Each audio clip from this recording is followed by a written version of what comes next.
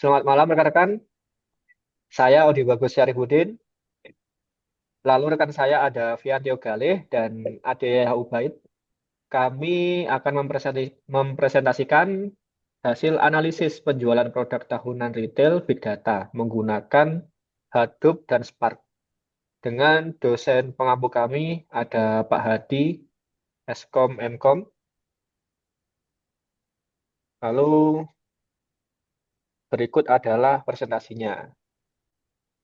Data yang kami gunakan ini datasetnya adalah mengambil dari salah satu website penyedia eh, dataset, yaitu Kaggle. Kita mempunyai data itu lebih dari 500 transaksi.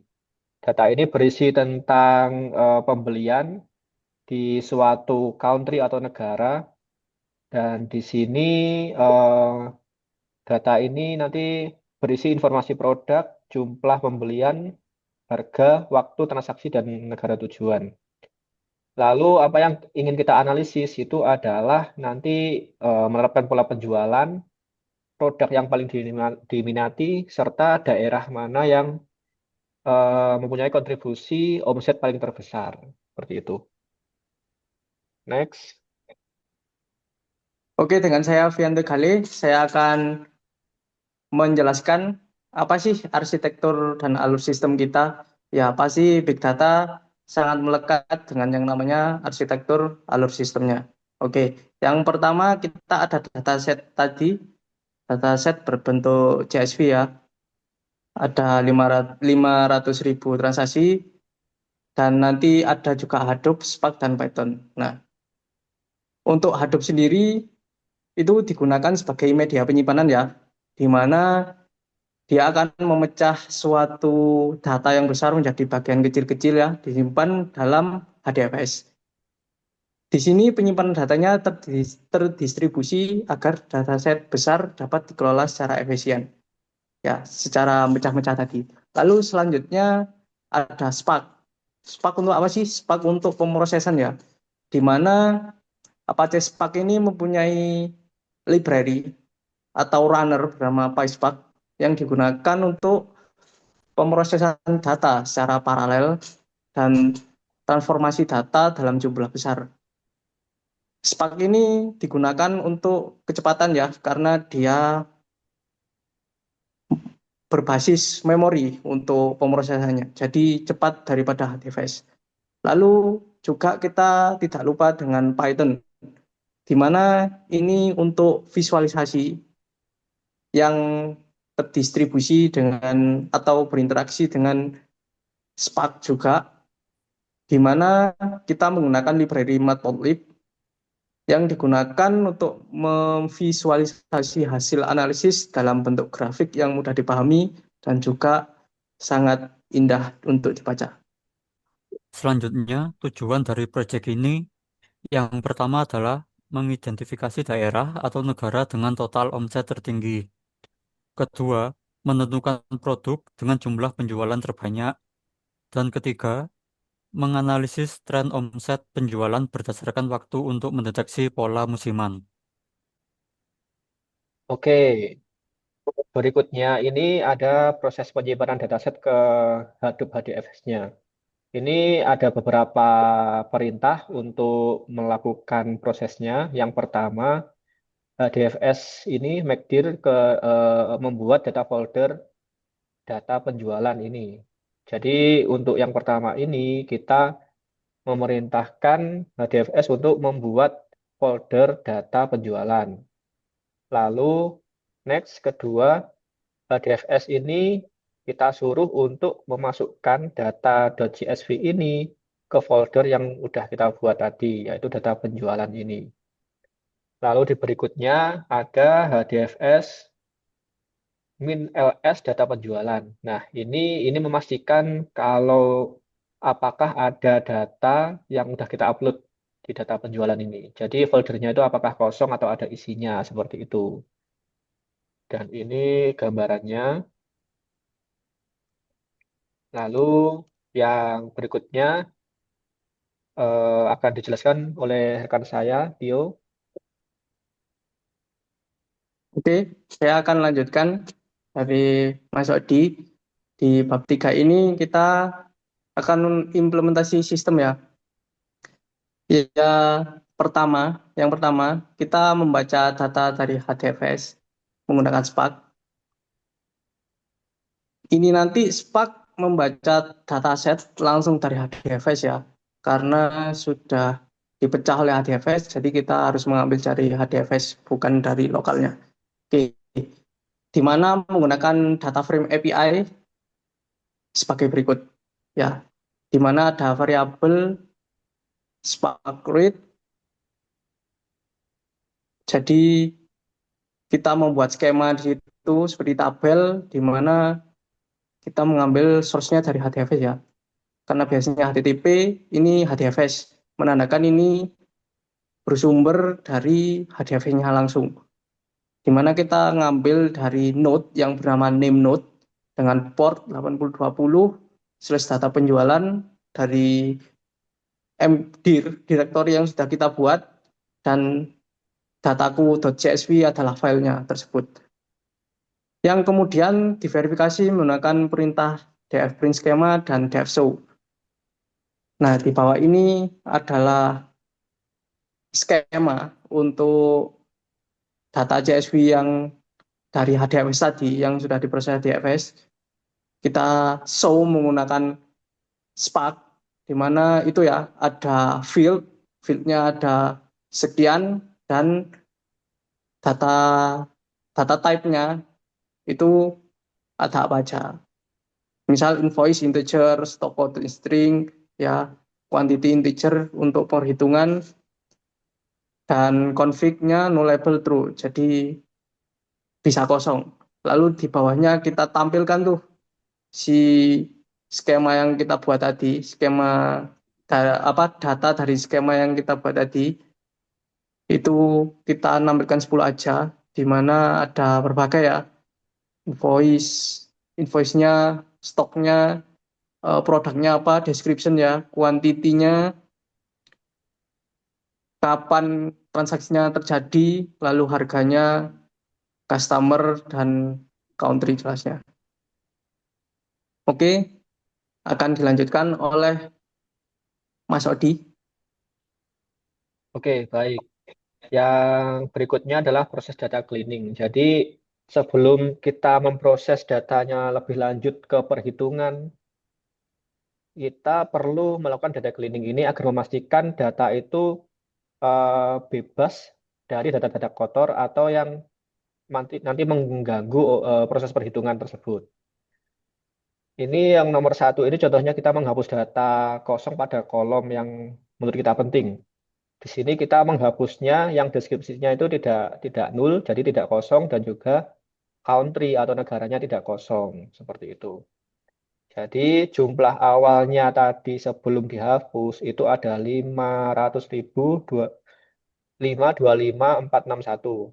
Setelah dihapus ini berkurang sekitar 1000-an jadi 524.875. Lalu yang kedua ini ada menghapus transaksi dengan jumlah harga atau kuantitas itu yang kurang dari nol atau ya kurang dari nol ya. Jadi yang nol pun nanti juga ikut kehapus kalau ini karena lebih dari nol di sini.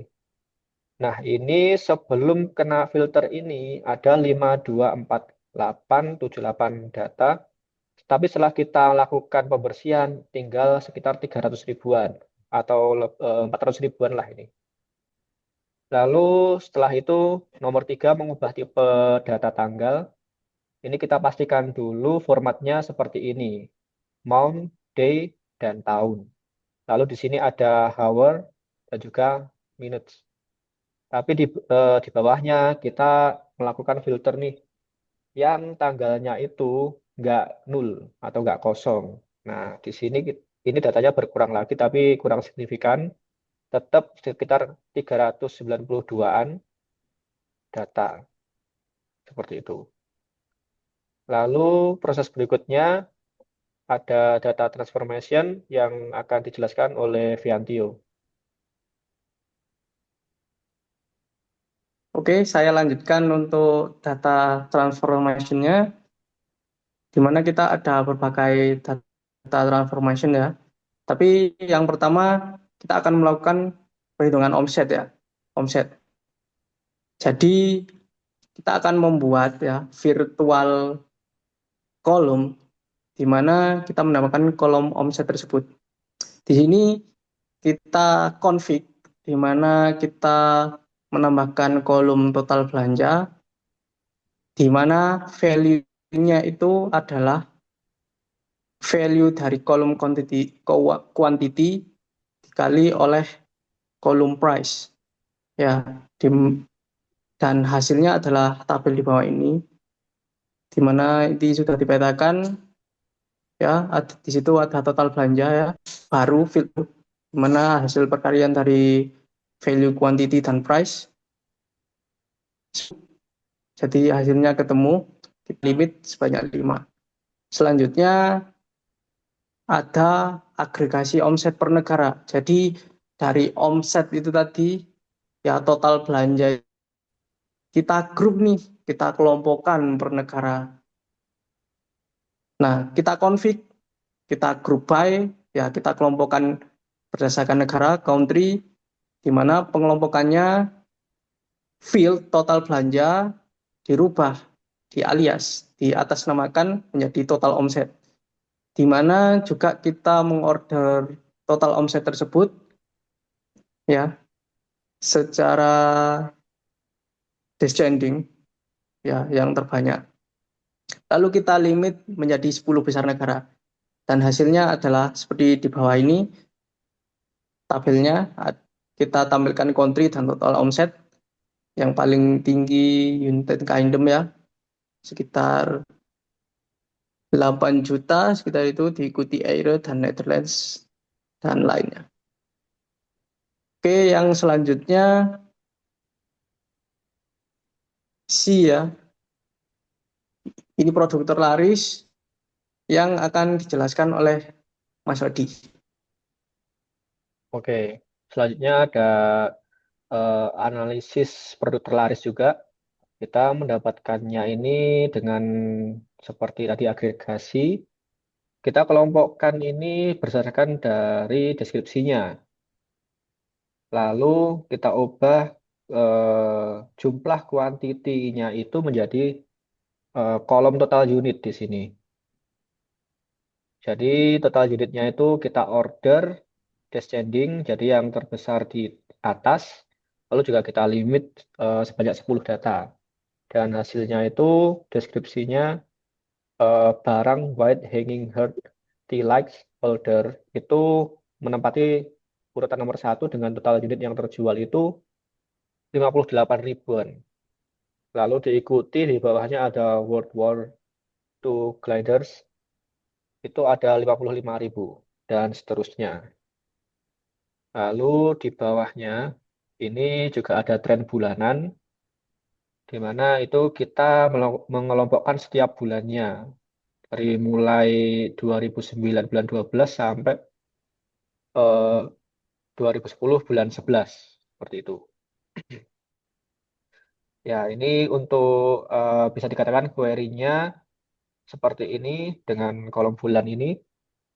Kita grup by bulan, lalu kita totalkan total belanja, kita ubah nama fieldnya, nama kolomnya menjadi total omset. Jadi total omset ini adalah hasil penjumlahan dari total belanja di bulan tersebut. Seperti itu. Nah, ini kita urutannya berdasarkan bulan ya. Jadi kalau kita lihat di sini yang paling tinggi itu ada di bulan November ada berapa nih? 140 sorry 1.400.000 malah ada sekitar 1.400.000 omsetnya. Nah, berarti di sini kita bisa simpulkan bahwa di bulan-bulan akhir tahun, bulan 10 atau bulan 11 ini terjadi lonjakan pembelian yang sangat tinggi di sini. Oke, next. Jadi ini adalah visualisasi dari script kita tadi untuk mendapatkan top 10 daerah atau negara yang paling tinggi konsumtifnya, lalu ada 10 produk terlaris, dan juga tren omset bulanan. Ini nanti akan disampaikan oleh rekan saya, Ade Yahya. Oke, nah dari hasil yang dihasilkan ini kita bisa mengetahui analisis daerah mana saja dengan total omset tertinggi. Berdasarkan grafik, United Kingdom memiliki total omset yang jauh lebih tinggi dibandingkan negara lain. Hal ini menunjukkan bahwa mayoritas transaksi dan kontribusi pendapatan berasal dari pasar domestik. Kita bisa lihat grafiknya pada gambar di sebelah kanan, paling atas. Lalu kedua, ada analisis produk terlaris berdasarkan unit yang terjual. Produk dengan penjualan tertinggi adalah Weight Hanging Hearts Tilak Holder, diikuti oleh World War II Glitters Assist Design dan Brocket Ring Purser. Kita bisa lihat di gambar nomor 2 di sebelah kanan. Lalu ketiga, kita juga bisa mengetahui analisis tren omset bulanan. Grafik menunjukkan adanya peningkatan omset yang signifikan pada bulan Oktober dan November, dengan puncak tertinggi terjadi pada November 2010.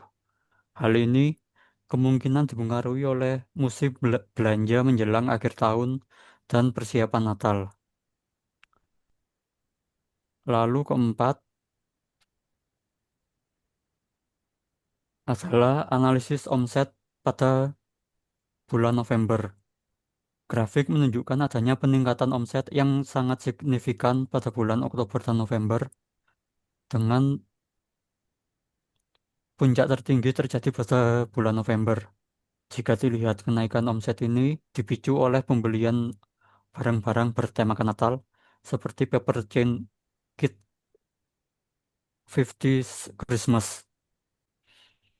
Nah, kesimpulan yang didapat dari analisis tadi adalah: pertama, insight utama dari analisis berdasarkan keseluruhan analisis diperoleh beberapa insight penting. Satu, pasar utama masih sangat didominasi oleh United Kingdom. Kedua, produk dekoratif kecil merupakan produk dengan volume penjualan tertinggi.